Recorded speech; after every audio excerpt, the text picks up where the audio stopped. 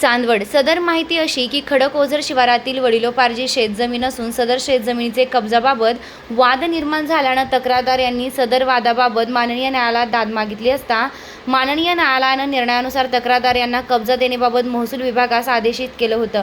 सदर आदेशान्वये तहसीलदार चांदवड यांनी योग्य ती कायदेशीर कारवाई करून तहसीलदार यांना माननीय न्यायालयानं दिलेल्या निर्णयान्वये मूळ रेकॉर्ड व कब्जा देण्याबाबत श्रीमती योगिता भोये मंडळ अधिकारी वडाळी भोई यांना आदेशित केलं होतं।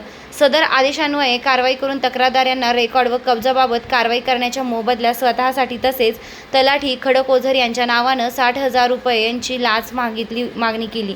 तडजोड करून 50,000 रुपये मागणी केली। दिनांक 5 एप्रिल रोजी 50,000 रुपये स्वीकारताना मंडळ अधिकारी श्रीमती योगिता भोये यांना लाचलुचपत विभागानं रंगेहात पकडलं। वडनेर भैरव पोलीस स्टेशनमध्ये तसा गुन्हा नोंदविण्यात आलाय।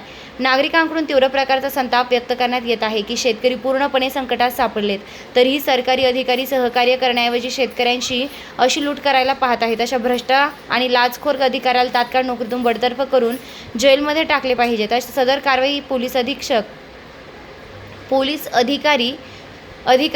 निरीक्षक श्रीमती नेहा सूर्यवंशी, विभाग नाशिक, सापळा पथक, पोलीस हवालदार दिनेश चौधरी, पोलीस कॉन्स्टेबल अनिल गांगोडी व सहकारी यांनी केली आहे। निर्भीड पोलीस न्यूजसाठी गणेश खिराडकर, वडनेर भैरव, नाशिक।